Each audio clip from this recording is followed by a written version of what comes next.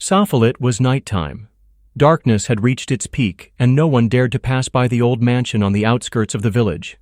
People called it the Haunted Mansion. They believed that a mysterious spirit resided there, luring people toward it at night. Safal, a young man who had returned to the village after studying in the city, considered these stories mere superstitions. He was a practical thinker. Whenever the villagers told him eerie tales about the mansion, he would simply smile and dismiss them. One day, some village boys taunted him, saying, "If you are so brave, then go and spend a night in that mansion." Without hesitation, Safal accepted the challenge. He decided to spend the night there and prove that the mansion was not haunted. Entering the mansion.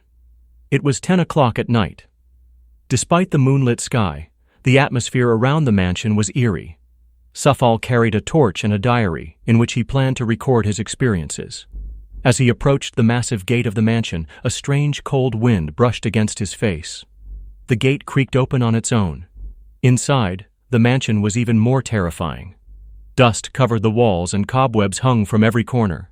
Safal shone his torch around. Suddenly he heard a woman's laughter. His hair stood on end, but he gathered his courage and moved forward. The first encounter. Upon entering the grand hall of the mansion, Safal noticed an old painting. It depicted a woman in a red sari. Her eyes were deep and haunting. As soon as Safal tried to touch the painting, he felt as if the eyes were staring directly at him. Startled, he stepped back. At that moment, a door creaked open on its own. Summoning his courage, Safal stepped inside. The room was eerily cold. In the center stood an old rocking chair, swaying by itself. Suddenly, a hazy figure appeared on the chair. It was the same woman from the painting, dressed in a red sari. "Who are you?" Safal asked, mustering his courage. The woman slowly turned her neck and whispered, "You shouldn't have come here. Now, you cannot leave." Unraveling the mystery.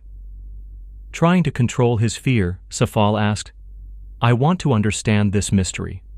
What do you want?" The woman revealed that she was once the owner of the mansion. Her name was Savitri. Years ago, her husband had killed her for the treasure hidden in the mansion.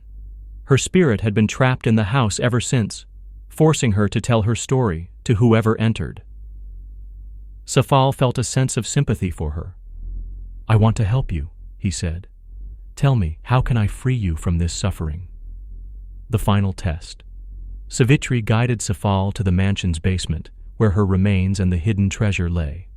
As soon as he opened the basement door, a powerful gust of wind rushed out. Stepping inside, he saw a pile of bones in one corner and an old rusted chest nearby. The air was damp and carried the stench of decay. Savitri's spirit spoke. "Open the chest and take out my sacred bracelet. Place it near my remains and set me free." Safal opened the chest, but as soon as he picked up the bracelet, the entire basement started shaking. He felt an unseen force trying to stop him. The moment of liberation. Somehow, Safal managed to place the bracelet near Savitri's bones and began his prayer. A blinding light filled the basement, and Savitri's spirit smiled as she whispered, "Thank you. You have freed me." Moments later, silence engulfed the mansion. Safal noticed a significant change. The eerie darkness had vanished, and the mansion now seemed bright and peaceful. The final truth. Safal returned to the village and shared his experience with everyone. The villagers praised his bravery. No one called the mansion haunted anymore. Safal had proven that fear and superstition existed only in people's minds. But even now, when Safal is alone, he sometimes remembers Savitri's smile. Perhaps she still appears to remind him that she is forever grateful.